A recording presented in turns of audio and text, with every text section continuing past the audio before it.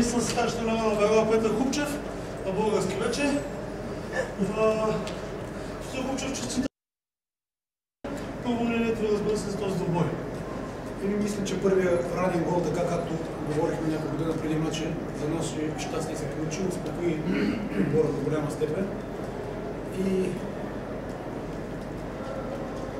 втория гол падна в най-подходящия момент за нас, края на полувремето. След това смея да кажа, че гледахме да спестим малко от физическите сили и играхме матча. Благодарим. Колеги, заповядайте за въпроси.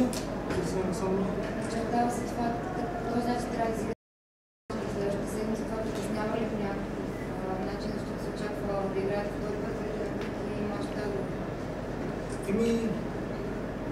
Няма как да не ме притеснява заради това, че отбора физически не е така, както аз искам да бъде. Но пък от друга страна, ние сами сме си виновни за това, че трябва да играем това матча. Ще се опитате да се възползваме от това и да се го изживеем.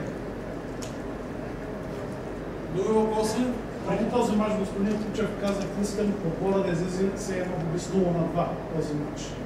Почувствайте ли тази мотивация? Мисля, че до първия гол или да кажем до втория, да. След това вече стана ясно, колкото и да говорим, колкото и да се прави на някакви велики. Самите момчета чувстваха, че вече разликата става много голяма, но смея да кажа, че желанието беше верно. Каналът може би отново? Не искате да коментирате евентуален си следващ съперник отбор на Бръндби след убедителната победа, която е записано. Все пак погледнахте ли, поинтересувате ли се за това точно с какво разполагате? Не, че не искам да го коментирам, аз казах преди малко на вашите колеги долу на пистата. Не мога да го коментирам, тъй като до този момент не съм видял една секунда от Бръндби. Имаме възможност следващите няколко дена, да не кажа и часа, по най-добрия начин ще гледаме да придобием представа за този отбор, но до този момент не съм погледнал нищо от отбора и няма как да коментирам нищо, което не съм видял.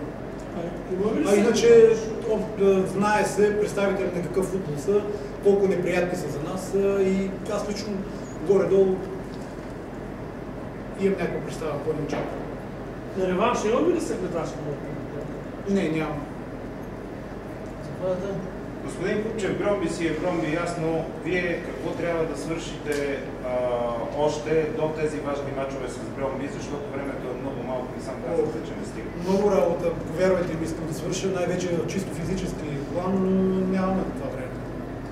Нямаме. В отбора са 7 или 8 нови футболисти. Нормално е да изиграем 6 или 7 контроли в подготовката, ако е нормално времето, но нямаме го това време. Това най-много ми липсва. Други въпроси, колеги? Информира се информация в полските медии за интерес на Станислав Костов. Има ли възможност да напусне отбора в следващите дни, защото или... За това прочетох аз днес. Нищо не мога да ви кажа. Днеска аз чух за тия. Други въпроси, колеги? Ако нямате, благодарим ви, лека вечер и очаквате информация за побоите с Дуанта, акредитация и така нататък. Благодарим.